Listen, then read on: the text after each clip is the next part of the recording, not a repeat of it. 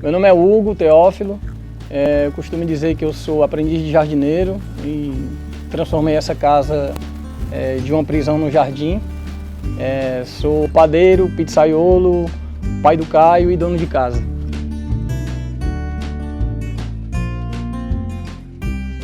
A minha decisão de começar a produzir parte do que eu consumo começou quando o Caio estava prestes a nascer. Meu filho hoje tem 5 anos e meio e eu sempre falo nos encontros que eu promovo aqui em casa, em torno do jardim, que quando ele estava prestes a nascer, eu entrei numa crise profunda assim, com relação ao sentido de vida, né?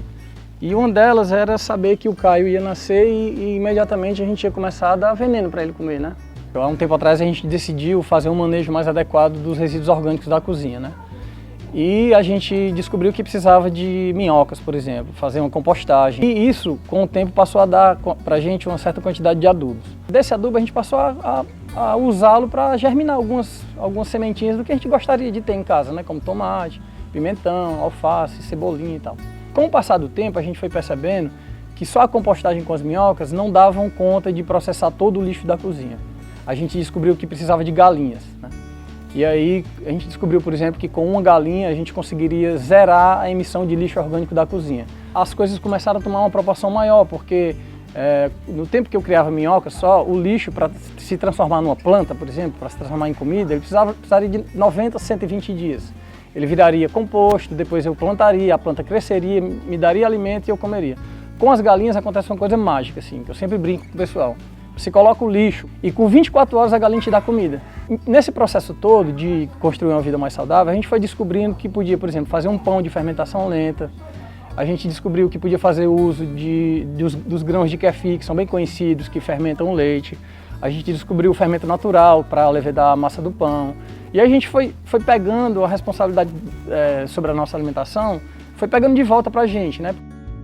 As abelhas começaram porque eu vi na casa de um amigo meu. Teve um dia que ele chamou o pessoal na casa dele para dividir uma colmeia de abelha. Uma caixinha de abelha dele já estava muito cheia, ele precisava tirar metade e fazer uma nova. E aí chamou algumas pessoas e eu fui com o Caio. Aí eu me apaixonei.